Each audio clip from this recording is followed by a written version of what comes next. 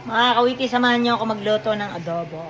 Kung dyan sa Pilipinas mga kawiti, ang adobo is pang araw-araw lang. Dito sa amin, ang adobo, pinanghahain namin, pinaghahanda namin. Diba, katulad ngayon, Papasko, pwede kayo magluto ng adobo kasi madaming mga Pilipino dito na hindi masyado nakakatikim ng mga adobo. So, nagigisa tayo ng bawang dito mga kawiti.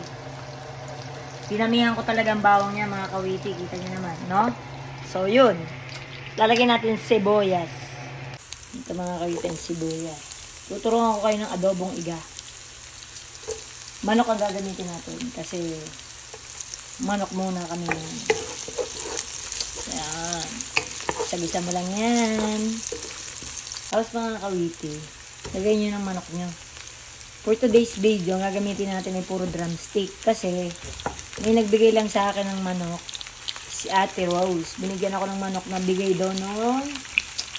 No, may mga simbahan kasi dito mga kawiti na nagbibigay ng mga meat, ng mga itlog, kung ano, baka, kung ano ng mga kawiti. So, kinukuha ni Ate Rose. Tapos, pinamimigay niya dun sa mga ibang caregiver o facility.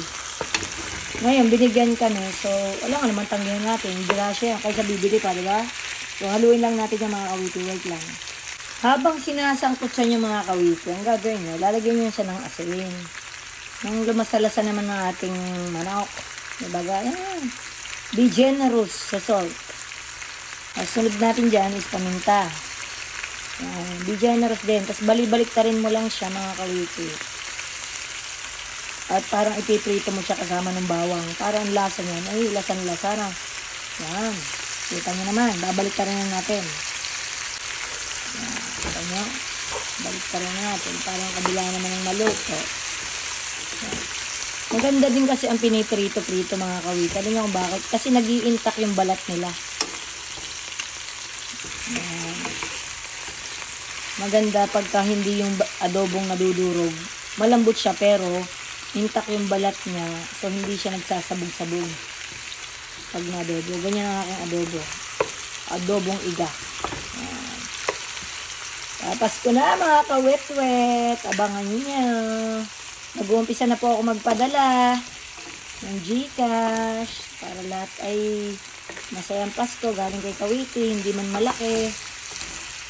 Pero magandang biyaya na din, ano. Hintay muna, tahaluin natin, lalagyan natin ng tuyo.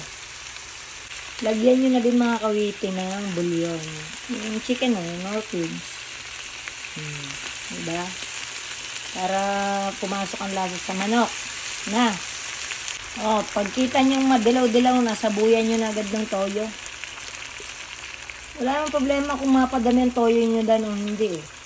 Kasi titimplahan nyo yan ng suka eh, para magbalanse eh. Kung gusto nyo maasim-asim, yung iba naglalagay asukal, laurel.